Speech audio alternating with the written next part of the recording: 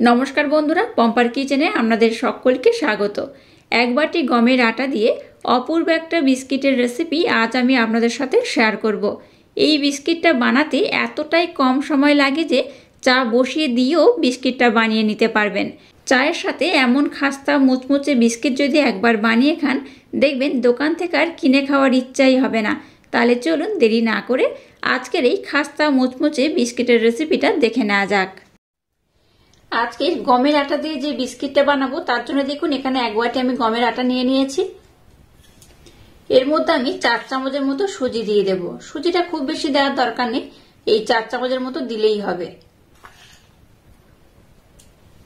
দিয়ে দেব সামান্য একটু লবণ, 1 চামচ দিয়ে দেব সাদা তিল। সমস্ত শুকনো উপকরণ একটু নাড়াচাড়া করে মিক্সড করে নেব। ময়ামের জন্য এখানে 3 থেকে 4 চামচের মতো সাদা তেল দিয়ে দেব।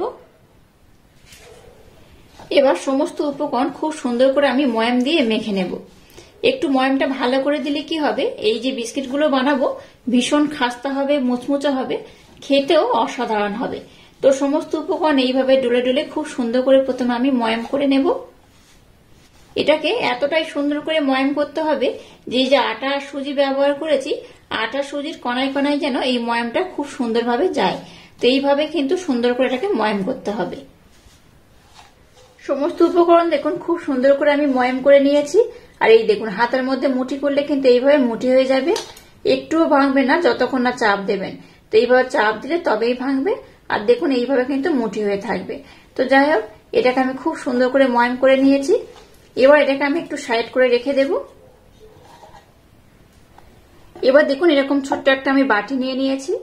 এর মধ্যে দিয়ে দেবো 1 বাটি চিনি, দিয়ে দেবো 1 বাটি মাপ করে 1 বাটি লিকুইড দুধ। একদম ভর্তি করে লিকুইড দুধ আমি 1 বাটি দিয়ে দিলাম। এর মধ্যে আমি সামান্য একটু দিয়ে দেবো সাদা তিল, সামান্য একটু এলাচ পাউডার দিয়ে দিলাম, অল্প করে দিয়ে দেবো কাজু বাদাম। কাজু বাদামটা দেখুন এইভাবে আমি টুকরো টুকরো করে কেটে নিয়েছি। আর দিয়ে দেবো 1 চামচ আমন্ড। আমন্ডটাকেও দেখুন টুকরো টুকরো করে কেটে নিয়েছি। এবার সমস্ত উপকরণ একটু এইভাবে আমি মিক্সড করে নেব। চিনিটাকে কিন্তু একদম ভালোভাবে মেল্ট করা যাবে না, একটু এইরকমই থাকবে গোটা গোটা। এই অবস্থায় কিন্তু এটাকে ব্যবহার করতে হবে। তো সমস্ত উপকরণ দেখুন একটু নাড়াচাড়া করে আমি মিক্সড করে নিলাম। আবারও দেখুন মিশ্রণটাকে নিয়ে নিয়েছি, আর এই দুধের মিশ্রণটাকেও নিয়ে নিয়েছি। এখানে আমি এইভাবে দিয়ে দেব। একেবারে সবটা দেব না, অল্প অল্প দেব। এটাকে খুব সুন্দর করে মিক্সড করতে হবে। এবার এটাকে খুব সুন্দর করে আমি মেখে নেব। আবারও বলছি, সমস্ত মিশ্রণটা ঢেলে দেবে না, একটু কম যদি লাগে তাহলে কিন্তু তখন এই মিশ্রণটা নরম হয়ে যাবে। তাই অল্প অল্প দিয়ে এটাকে খুব সুন্দর করে মেখে নিতে হবে। আর এই ডোটা খুব একটা নরম হবে না, একটু টাইট করে মাখাতে হবে। এটা মাখানোর পর আমি আপনাদের দেখাচ্ছি মিশ্রণটা কেমন হলে আজকের বিস্কিটটা একদম পারফেক্ট হবে।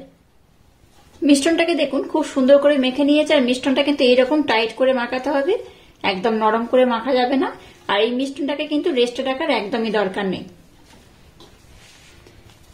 এবার দেখুন এখান থেকে আমি ছোট ছোট টুকরো করে লেচি কেটে নেব। এবার উপর থেকে দেখুন একটু গমের আটা নিয়ে নিয়েছি।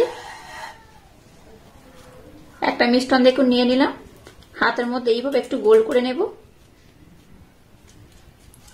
এবার এইভাবে একটু আমি চাপ দিয়ে প্রেসার দিয়ে এইভাবে একটু বসিয়ে দেব। একইভাবে আর একটাকে নিয়ে নিয়েছি, এটাকেও গোল করে এর উপরে আমি বসিয়ে দেব।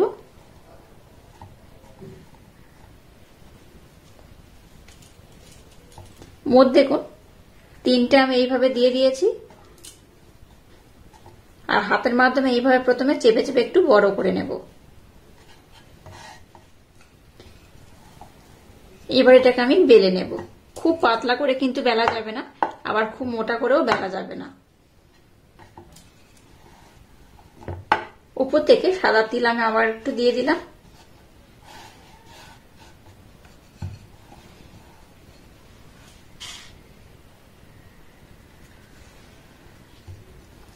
সাদা তিলটা দিয়ে এইভাবে আবার একটু আমি বেলে নেব।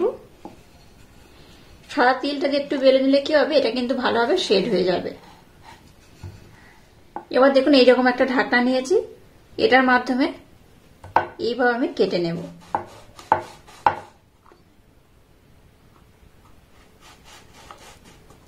দেখুন এইভাবে কেটে নিয়েছে আর কত সুন্দর দেখতে হয়েছে। এই যে বাকি পোর্শন যেটা বাদ পড়েছে এটাকে কিন্তু একইভাবে আমি বানিয়ে নেব। দেখুন কত সুন্দর দেখতে হয়েছে। আপনারা কিন্তু আপনাদের মনের মতো করে বিস্কুটটা শেপ দিতে পারেন। তো আমি এইভাবে কিন্তু বানিয়ে নিয়েছি আর এই একইভাবে সবগুলোকে আমি খুব সুন্দর করে বানিয়ে নেব। দেখুন সবগুলোকে আমি কত সুন্দর করে বানিয়ে নিয়েছি আর কত সুন্দর দেখতে হয়েছে। দেখুন এটা দেখতে তো সুন্দর হয়, খেতেও কিন্তু ভীষণ মজাদার হয়। বিকালে চার সাথে যদি এরকম একটা বিস্কিট রেসিপি থাকে তাহলে কিন্তু দারুণ লাগে। চলুন এবার এগুলোকে আমি ভেজে নেব। এই বিস্কিটটা ভাজার জন্য গ্যাসের ফ্লেমটাকে জ্বেলে একটা কড়াইয়ের মধ্যে তেল দিয়ে তেলটাকে মিডিয়াম গরম করে নিয়েছি। এবার এগুলোকে এই তেলের মধ্যে আমি ছেড়ে দেব।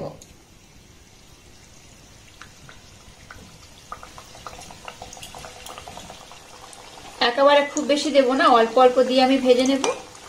গ্যাসের ফ্লেমটাকে লো টু হালকা মিডিয়াম দিয়ে বিস্কিটগুলোকে আমি খুব সুন্দর করে ভেজে নেব।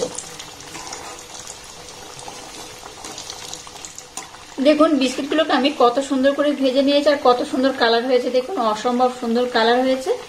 আপনারা চাইলে কিন্তু এটাকে আরেকটু বেশি লাল করেও ভাজতে পারেন আর এরকমও রাখতে পারেন। প্রত্যেকটা কালার দেখুন খুব সুন্দর একটা কালার এসছে। এটাকে কিন্তু আমি আর খুব বেশি লাল করব না, এইরকমই থাকবে। এবার আমি বিস্কিটগুলোকে উঠিয়ে নেব।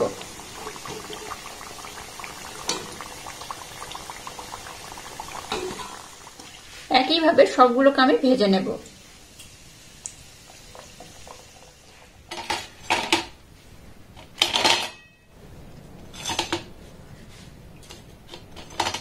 দেখুন সমস্ত বিস্কিটগুলোকে আমি খুব সুন্দর করে ভেজে নিয়েছি আর কত সুন্দর হয়েছে। দেখুন এটা কিন্তু ভীষণ মুচমুচে হয় আর ভীষণ ক্রিপসি হয়।